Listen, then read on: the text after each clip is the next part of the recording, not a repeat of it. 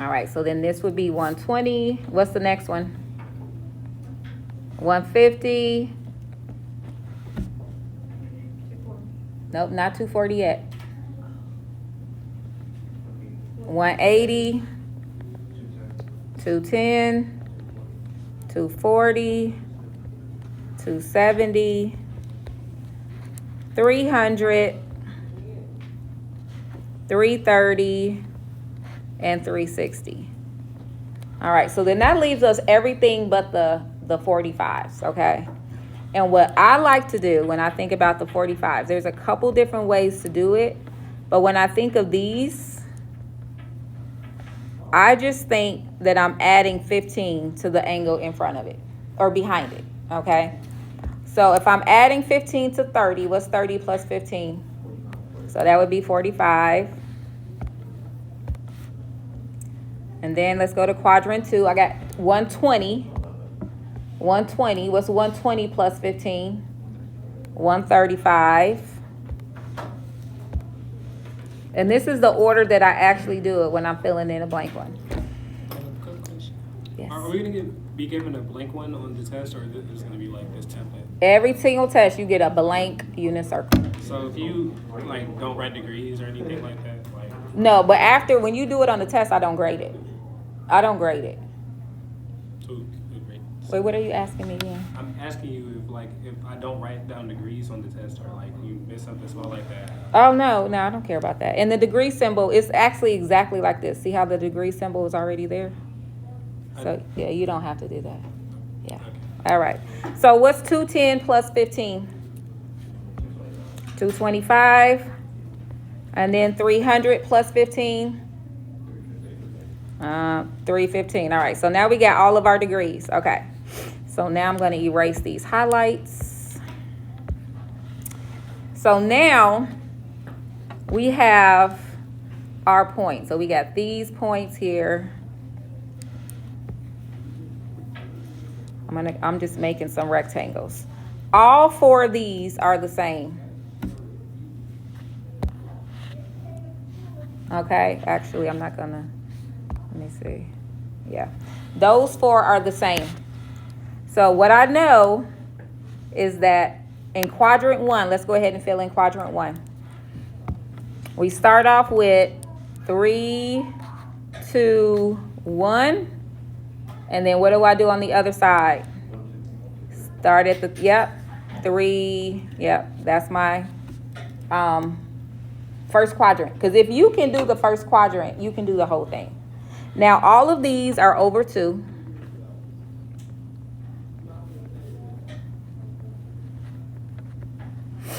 And go ahead and put square roots on everything except for the 1s.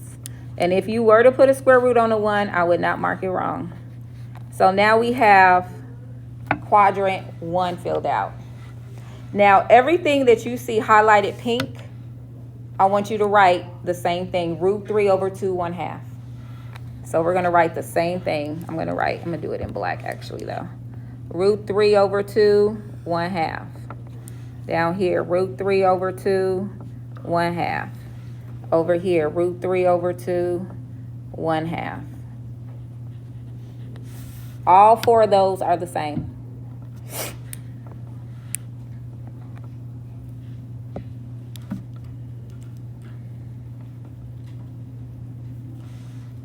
All right, so now let's talk about our 45s.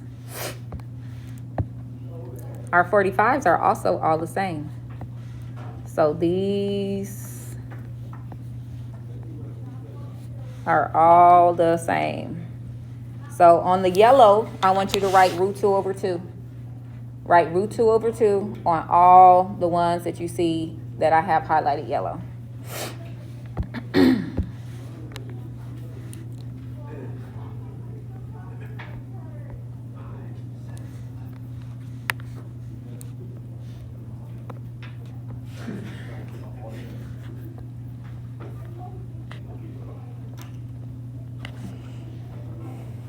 And then lastly, we have the top row.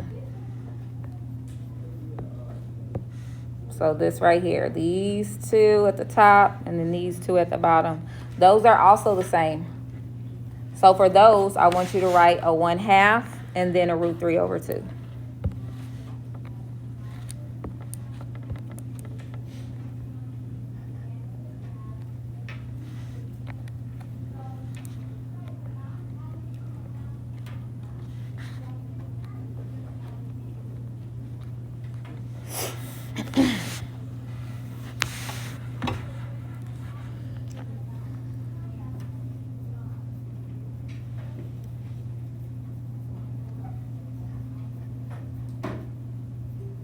So now let's talk about the signs.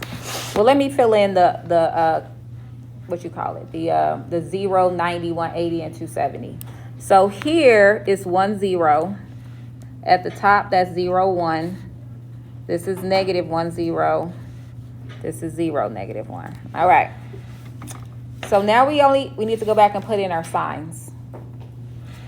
In quadrant 1, everything is positive.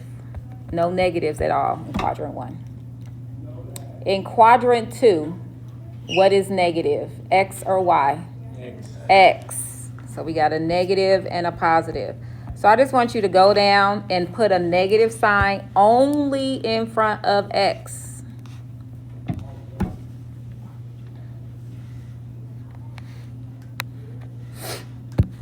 Then in quadrant 3, they're both negative. So you're going to put a negative in front of both. A negative, a negative, a negative, a negative, a negative, a negative. And then in quadrant 4, Y is negative. So I'm only going to put a minus in front of quadrant 4. In front of the Y. All right. So in my opinion, so kids always get this right. Like what you see written up there, that's what everybody gets. Usually the first time. It's the radians. All right. So let's talk about some radians because there are a few tricks. So can you look at your unit circle? If you have your blue unit circle, go ahead, take out your blue unit circles that we filled out together.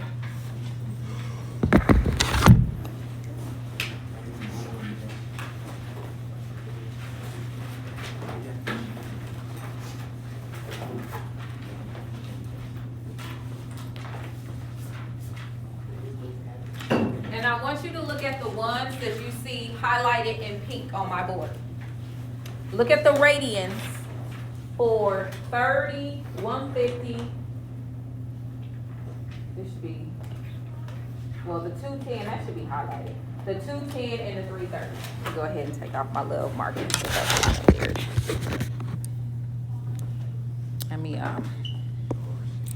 So these are the angles that I'm talking about right now. These right here.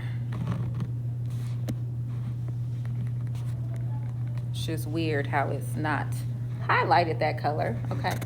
Anyway, look at 30, 150, 210, and 330. What do you notice that? What is the denominator for in the radians? What do all of them have in common? What's the denominator? 6. Good. So I'm gonna just go ahead. I know they're all over 6. So this is over 6. This one is over 6. The 210 is over 6. The 330 is over 6. Everything in quadrant 1 is just a pi. It's a pi in the top. That's all, just pi. In quadrant 2, all of your numerators are 1 less than the denominator. So if this is 6, then what would this be? What's 1 less than 6? 5 pi. So put a 5 pi there. In quadrant 3, they're 1 more than the denominator.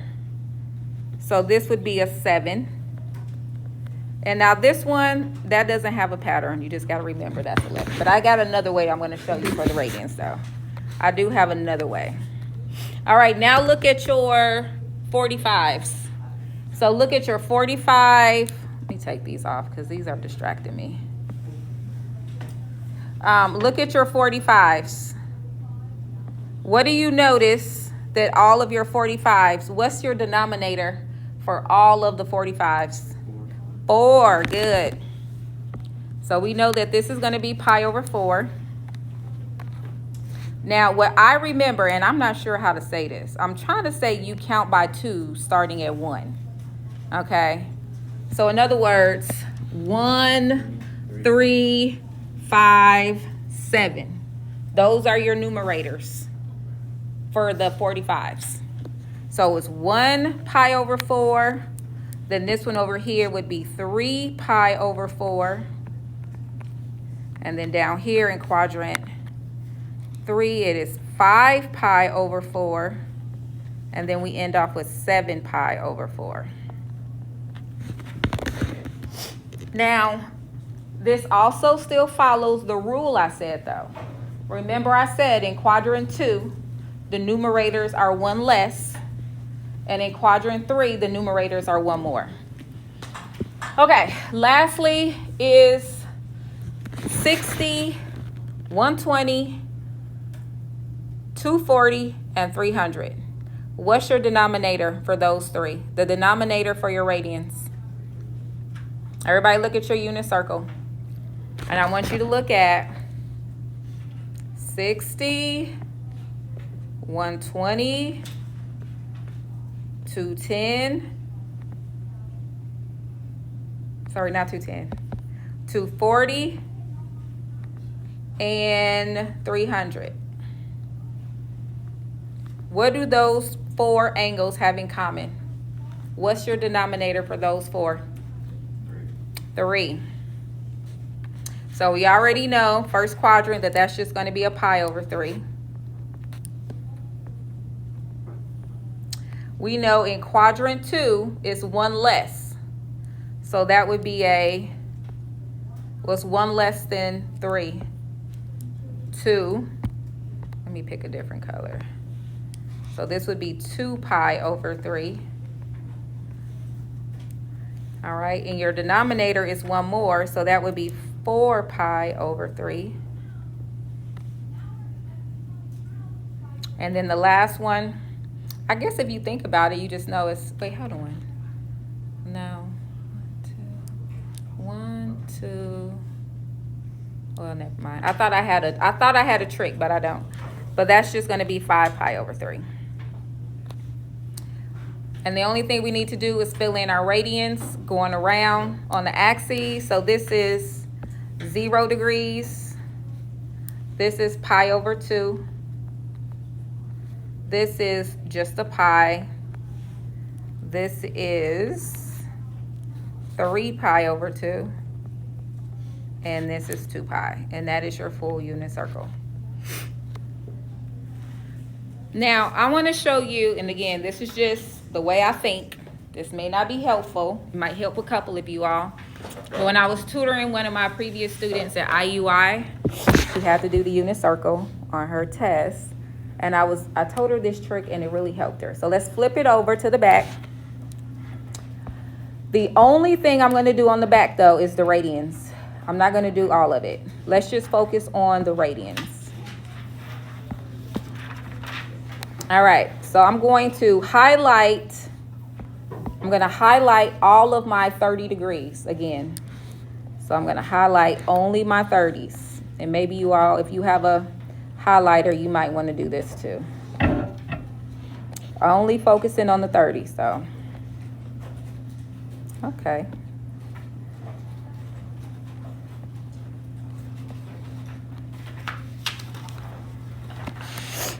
If you do. If you don't worry about it. It's okay. I do have some highlighters up there, but it's not necessary if you don't have it.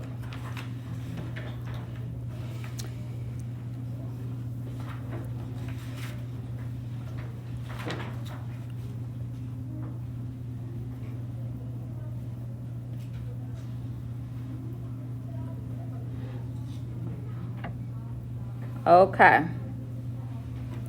So, looking only at the top, thinking about this as a pizza, how many slices of pizza do we have in the top half? How many slices of pizza do we have? Only in the top half. 10. How many slices of pizza do we have in the top half? 1, 2, 3, 4, 5, 6. That's important. So I'm going to count over 6, okay? And I'm going to do it off to the edges. So I'm going to start off over here. This is just 0 over 6. I'm going to do it on the outside. This is 1 over 6, 2 over 6, 3 over 6, 4 over 6, 5 over 6, 6 over 6, 7 over 6, 8 over 6, 9 over 6, 10 over 6, and 11 over 6, and then I end back with 12 over 6. Put that on the outside. Now, all you have to do is go back around and reduce the fraction, and that is your radian. Going around the entire unit circle, skipping over the 45. So 0 over 6 is just 0. 1 over 6 is just pi over 6. What does 2 over 6 reduce down to? 1/3, so that would be pi over 3. What does 3 over 6 reduce down to? 1/2. 4/3 reduces to 2 pi over 3. 5 pi cannot reduce. 6 over 6 is just 1. 7 over 6 cannot reduce. 8 over 6 becomes 4/3. So 4 pi over 3. 9 over 6 becomes 3/2. 10 over 6 becomes 5/3. 11 over 6 cannot reduce. And then 12 divided by 6 is 2. That is how I do it. When I'm doing my unit circle for the radians, that is what I do. And when I'm grading it, that's what I'm doing in my head. I'm going around and I'm checking 1 over 6, 2 over 6, 3, 4, 5, 6. That's what I'm doing. Okay. Now for the 45s, I would just remember that again. That the 45s, which are these, okay, these right here, you're starting at 1 and then you're skip counting. So for the 45s, I'm going to start off with pi over 4. And then this is actually 2 over 4. But we already will have that marked as 1/2. But so we're still counting, but for the 45s, we're counting by 4. So this will be 1 over 4. This is 2 over 4, which we already have. This is 3 pi over 4.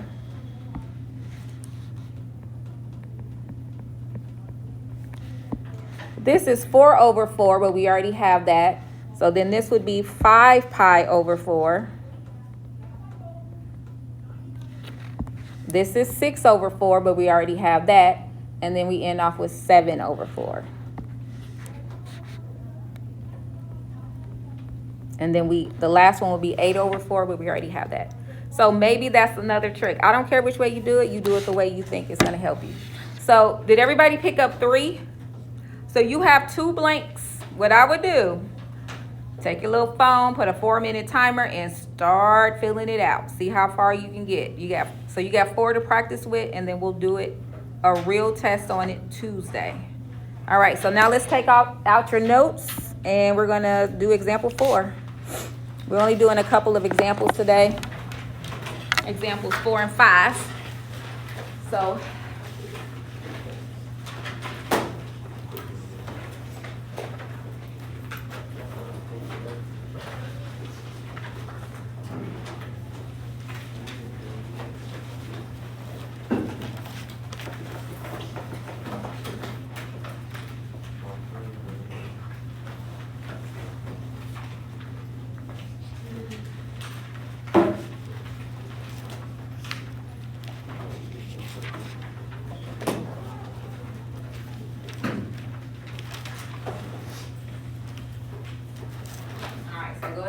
copy down example 4. For example 4, it says if point P is xy, if that is a point on the unit circle, find the exact value of the 6 trig functions.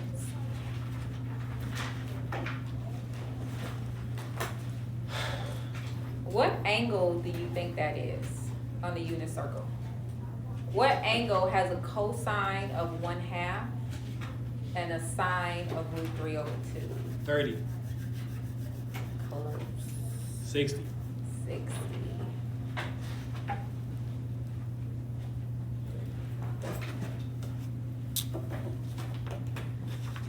So we're gonna find all 6. So I'm gonna go ahead and just list them off to the side. So we're gonna do the cosine of P, and then we're gonna do the secant of P.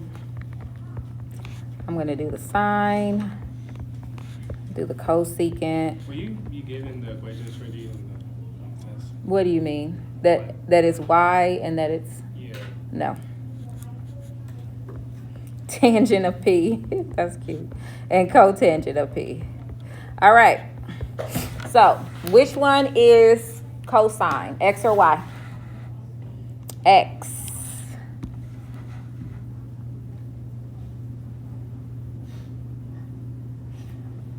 Make sure I'm not leaving nobody behind.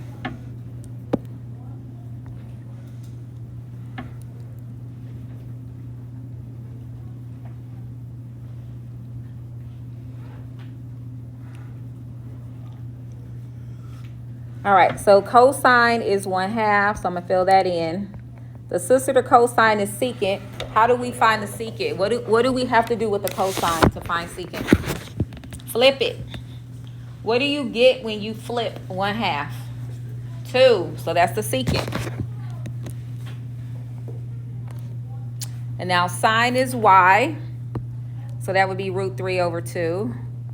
Now to find the cosecant, we have to flip it, but we're gonna run into a problem. So it's going to become 2/√3. We gotta rationalize it. Go ahead and do that and see what you get.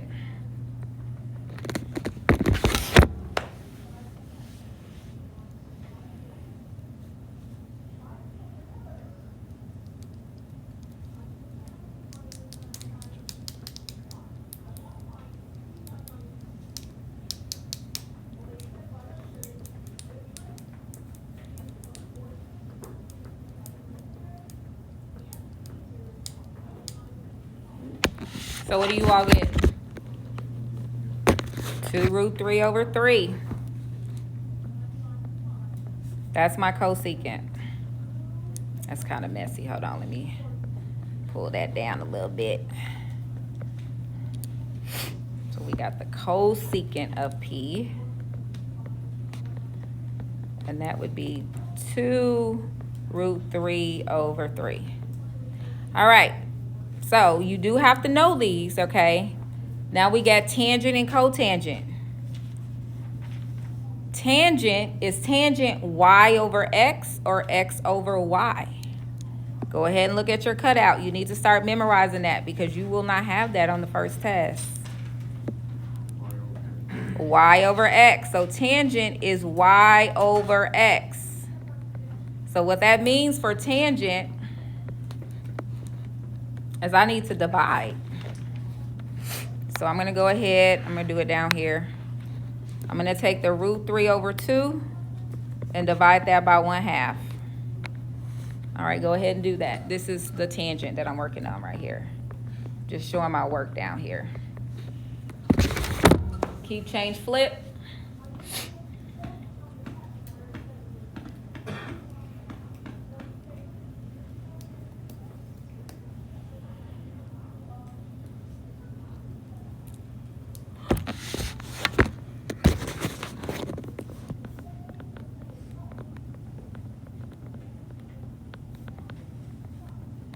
√3/2 times 2/1.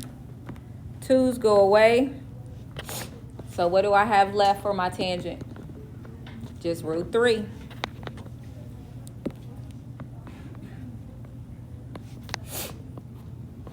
So that's my tangent. Go ahead and let's list that up here. It's just root 3. Now we're gonna find our cotangent.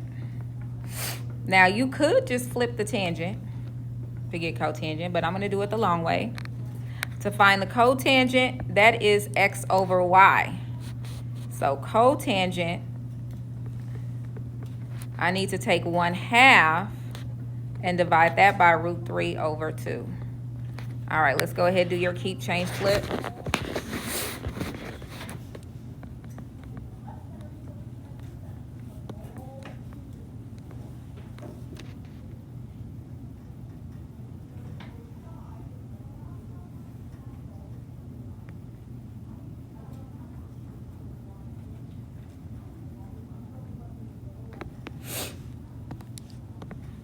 So then I have 1 over root 3. Again, we got that same problem, so we got to multiply it.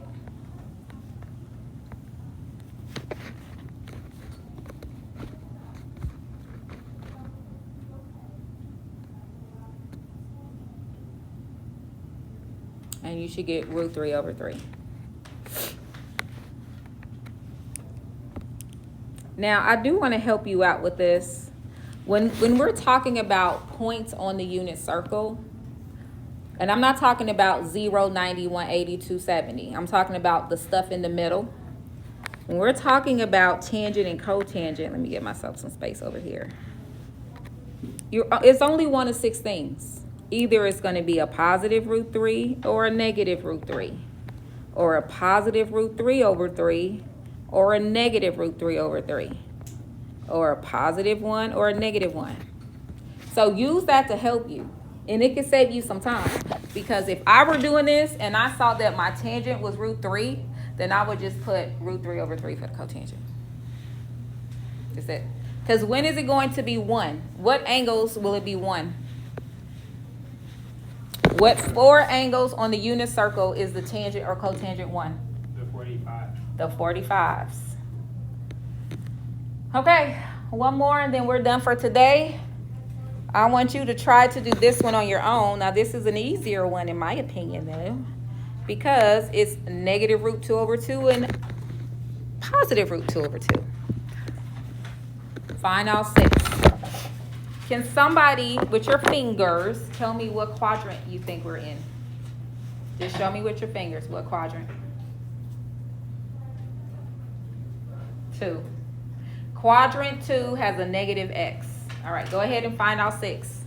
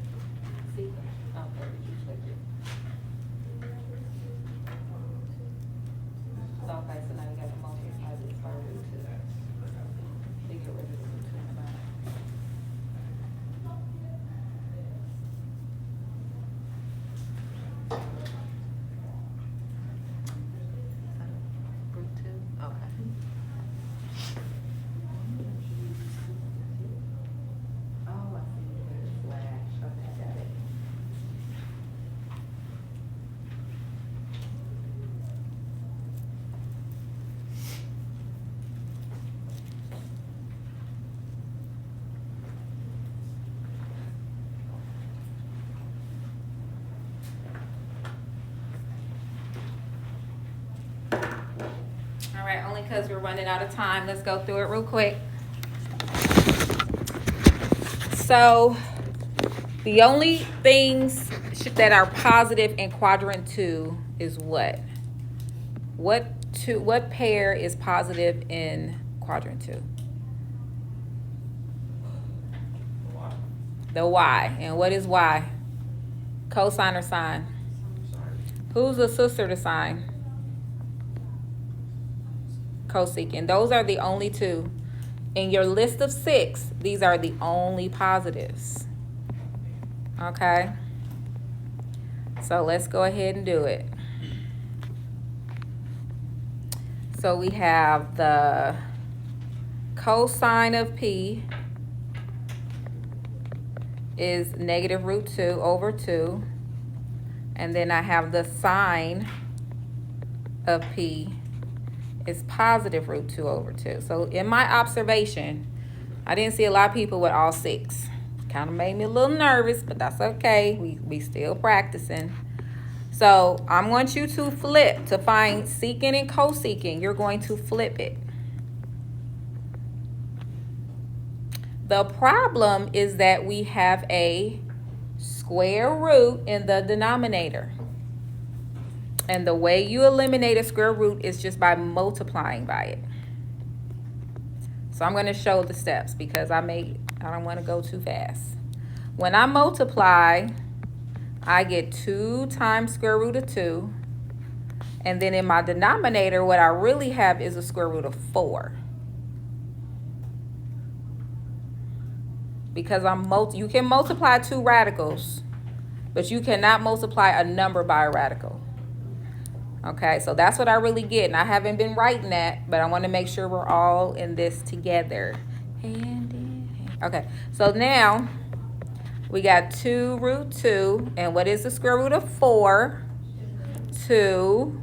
Now these 2's right here can cancel. So the only thing that I have left is root 2. Okay? So that is going to be, so my secant, that is going to be a negative root 2. But my cosecant, that's a positive root 2. Okay. Now I didn't show it, but when you divide, so I didn't show it because again, I want to make sure we're together. I got a lot of people who they're not really here. They're not here, okay?